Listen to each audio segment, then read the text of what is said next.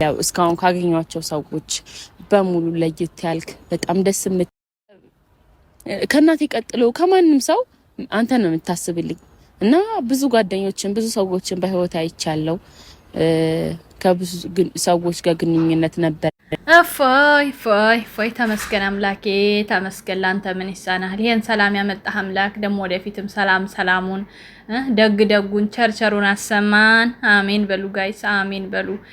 ሰላም እንዴት ናችሁ? ውድና የተከበራችሁ በመላው ዓለም የምትገኙ ኢትዮጵያውያን እንዲሁም ኤርትራውያን የቻናሌ ቤተሰቦች እንዴት ናችሁ? ደህና ናችሁ ወይ? አለውን እግዚአብሔር ይመስገን ደህና ነኝ። ሁላችሁም በያላችሁበት ሰላም፣ ፍቅር፣ ጤና እመኝላችኋለሁ። ፈጣሪ አምላክ ሀገራችንን ሰላም እንዲያደርግልን፣ ህዝባችን ይጠብቅልን። ሁላችንም በየሃይማኖታችን እንጸልይ እያልኩኝ እንደተለመደው ይሄን ቪዲዮ ስትጀምሩ ላይክ፣ ሼር፣ ሰብስክራይብ በማድረግ ሰብስክራይብ ስታደርጉ የደወል ምልክቱን በመጫን ቤተሰብ ትሆኑ ዘንድ በአክብሮት እየጋበዝኩ የተሰማችሁን ሀሳብ አስተያየት በኮሜንት እንድትሰጡኝ እያልኩኝ ዛሬ እንግዲህ ሼፍ ፉፉዬና ሼፍ ፍቅርዬ በሙፍታህ ቤት ነበሩ ከጥቂት ሰዓታት በፊት ማለት ነው። ወይኔ አማርኛ እና ዛሬ አይመጡም ብዬ ነበር። እኔ በነገራችን ላይ በእነሱ ቤት ተስፋ ቆርጬ ነበረ። በሚገርም ሁኔታ ካመሻሽ በኋላ ካች በኮረኮንች ብለዋል። ፍቅርዬ እንደምትወያት እንደዚህ ተፈነካክታ ደምታ ተጋግጣ ማለት ነው። ሆነ ለመናገር እነዚህ ጊዜያቶች በጣም ነበር የሚናፍቁኝ። እኔ በተለይ የፍቅርዬ ሀረካቶች በጣም ነው የምወዳቸው። የምታረጋቸው ነገሮች ምርጥ አክተር ናት። እንደውም ፉፉዬ አይችልም፣ ይፈራል፣ ቶሎ ይደነግጣል ምናምን። እሷ ግን ላድርግ ካለች መጫወቻ ነው የምታረገው። እና ይሄ ነገር እኔ ናፍቆኝ ነበር እውነት በግልጽ ስነግራችሁ ማለት ነው። ስንት ነገሮችን አሳልፈናል። እንደውም አሁን ድራማ ላይ የገጠር ከተማ ሆናችሁ ስሩል ምናምን የሚሉ ላይ ያየው ነበረ እና በተቻላችሁ መጠን አሁን ደግሞ ቀጣይ ላይ በፉፉዬ ቤት ልክ ይሄው ቦታ በጣም ነው የሚያምረው። ይሄ ቦታ በነገራችን ላይ ወድጄዋለሁ፣ አረንጓዴአማነቱ ማለት ነው። እና የባህል ልብስ ለብሳችሁ የገጠር እንትኖችን ባህል ንግግሮች ምናምን ነገር እያሳያችሁ እንደ ድራማ ነገር ብትሰሩልን ደስ ይለኛል። የሆነ ጊዜ ካስታውሳችሁ የሰራችሁት ማለት ነው እንደዛ ነገር እና እንደዚህ ፈታ ያላችሁ ኑልን። በቃ እኛ በጣም ዩቲዩቡ መግማማት አሉ ማማዝነሽ ዩቲዩቡ በሙሉ ጸብ፣ ቡጥቡጥ፣ ጭቅጭቅ፣ ፍልጥልጥ ክትክቻ ሆነብን።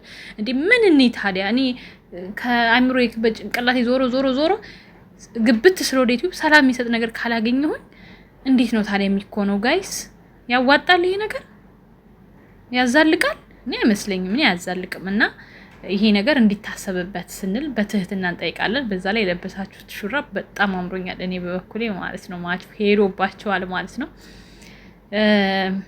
ሌላው ደግሞ በሙፍታ ቤት የተለቀቀው ሙያችሁ ተፈትኖበት እናንተ አጭበርባሪዎች አንዳንድ ኮሜንትን እያየሁ ነበር። እኔ ልብ ያልኩት ነገር ነበረ።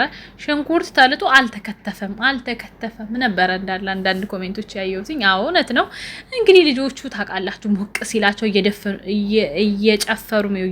እየጨፈሩ ልል ብዬ እኮ ነው የወሬ መቸኮል። ታይ ሳምሪ አትንቀልቀይ። እንዲህ ምንድን ነው እንደዚህ የሚያንቀለቅልሽ? ረጋ ብለሽ ለመናገር ሞክሪ።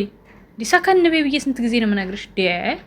እና ሽንኩርት ተልጦ ያው ታጥቦ ነበር የሚከተፈው።